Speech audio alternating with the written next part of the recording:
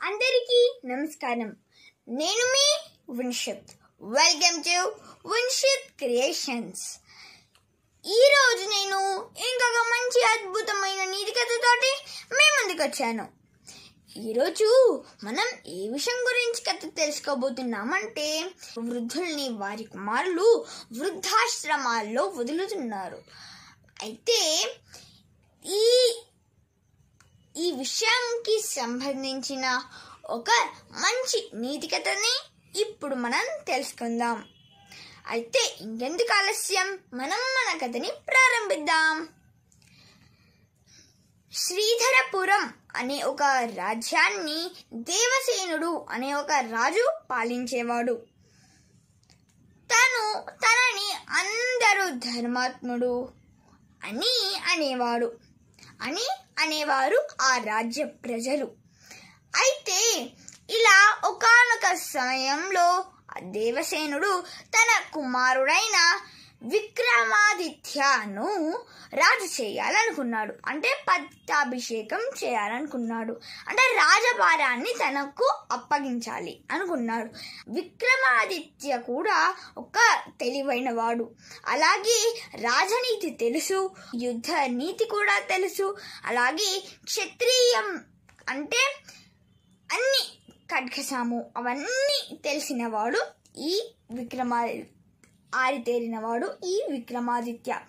అయితే చాలా తెలివైనవాడు ఈ విక్రమాదిత్య. దేవసేనుడు తనని రాజ్యభారం అప్పగించాలనుకున్నాడు కదా. అయితే తను ఎలా రాజ్యభారాన్ని చూసుకుంటాడు అని ఒక పరీక్ష వేయాలనుకున్నాడు.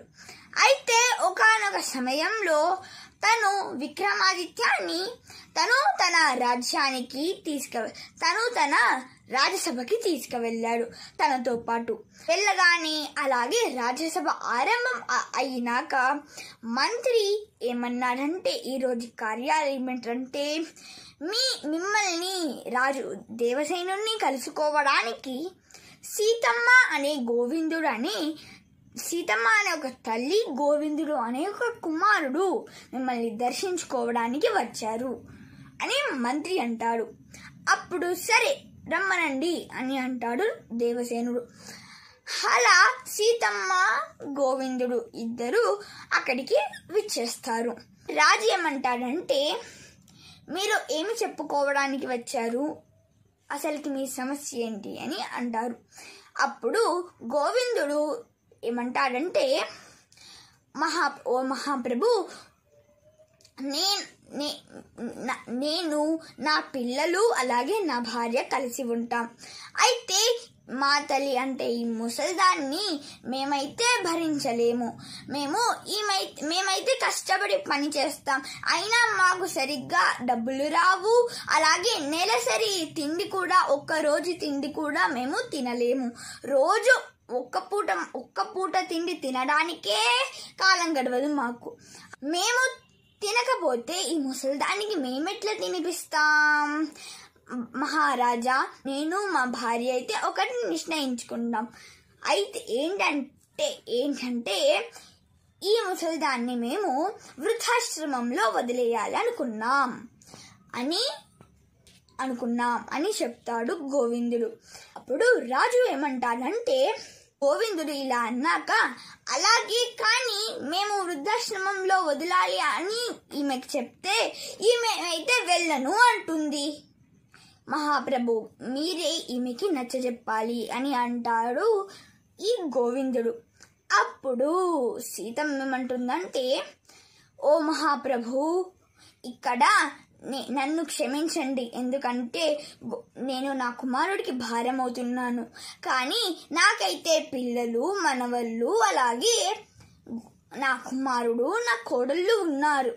కానీ వీరందరూ ఉన్నా నేను విడిగా వేరే ఒక అనాథాశ్రమంలో ఉండాలంటే నాకు మనసు అంగీకరించడం లేదు. నేనైతే ఇంతమంది ఉన్నా నేను అసలుకి అనాథగా ఉండడం నాకు ఇష్టం లేదు అని నేను అంగీకరించడం లేదు అని అంటుంది సీతమ్మ. ఇదంతా విన్న రాజుకి ఏమీ అర్థం కాదు. అప్పుడు పక్కనే ఉన్న తన కొడుకైన విక్రమాదిత్యతోటి మెల్లగా ఇలా మాట్లాడుతాడు. ఏంటంటే, ఓ విక్రమ, ఇక్కడైతే నాకు ఈ సమస్య ఏమీ అర్థం కాలేదు. ఒక్కసారి నువ్వు నీ తెలివితోటి దీన్ని పరిష్కరించు అని అంటాడు ఈ దేవసేనుడు. అప్పుడు విక్రమాదిత్య సరే అని చెప్పి ఇలా గోవిందుడి వైపు అలాగే సీతమ్మ వైపు పరీక్షగా చూస్తాడు. ఏంటి ఏంటి అని. అప్పుడు వెంటనే విక్రమాదిత్య మహారాజు దగ్గర నుంచి గోవిందు దగ్గరికి తల తిప్పి ఏమంటాడంటే, గోవిందా, నిన్ను చూస్తే నువ్వు ఎంతో కొంత చదువుకొని ఉంటావు కదా, అయితే ఇది చెప్పు, తల్లిదండ్రుల్ని మనం జీవించేంత వరకు పోషించడం అనేది ఏ శాస్త్రాల్లో అయినా ఉందా అని అడుగుతాడు ఆ విక్రమాదిత్య యువరాజు. అయితే అప్పుడు లేదు ప్రభు, లేదు అంటాడు. అప్పుడు విక్రమాదిత్య ఏమంటాడంటే, సరే కానీ ఇక్కడైతే నువ్వు 9 మాసాలు మోసి పెంచిన నీ తల్లిని వదులుకోవాలనుకుంటున్నావు. నీ కోసం చాలా కష్టపడింది ఆమె. అయితే అలాంటి కన్న తల్లిని వదులుకోవడం సరైనదేనా అని అంటాడు విక్రమాదిత్య. అప్పుడు ఈ గోవిందుడు ఆలోచిస్తాడు. అప్పుడు వెంటనే విక్రమాదిత్య మాటనందుకొని ఏమంటాడంటే, ఇదిగో గోవింద, ఇక్కడ మీ తల్లి అయిన సీతమ్మ చాలా కష్టపడి తిండి పెట్టింది. నువ్వు ముందే అన్నావు కదా మేమందరం పేదవాళ్ళమని.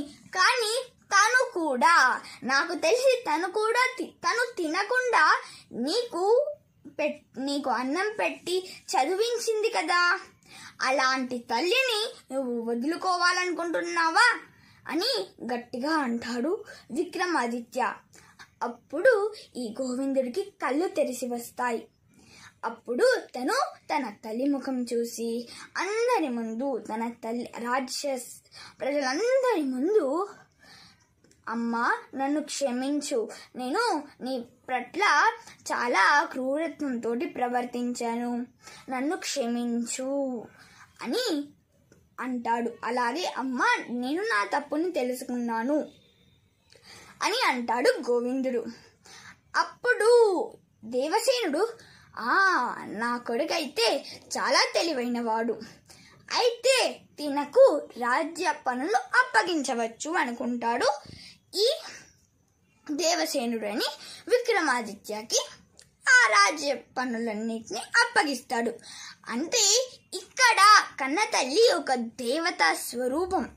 అయితే మన జీవితాంతం మనని 9 మాసాలు మోసి, అలాగే మనని తనకు తిండి లేకుండా మనకి తిండి పెట్టి ఉన్న ఆ తల్లిదండ్రులకి మనం ఎప్పుడు అపహారం చేయకూడదు. అంటే మనం ఎప్పుడు వారిని మన జీవితాంతం పోషించుకుంటూ ఉండాలి అనేది మనం ఇప్పుడు ఈ కథ ద్వారా తెలుసుకున్నాం. అయితే ఇలాంటి మరికొన్ని కథలు, వీడియోస్, శ్లోకాలు కనుక మీకు కావాలి అంటే నా ఛానల్ని లైక్ చేసి, షేర్ చేసి, సబ్స్క్రైబ్ చేయండి.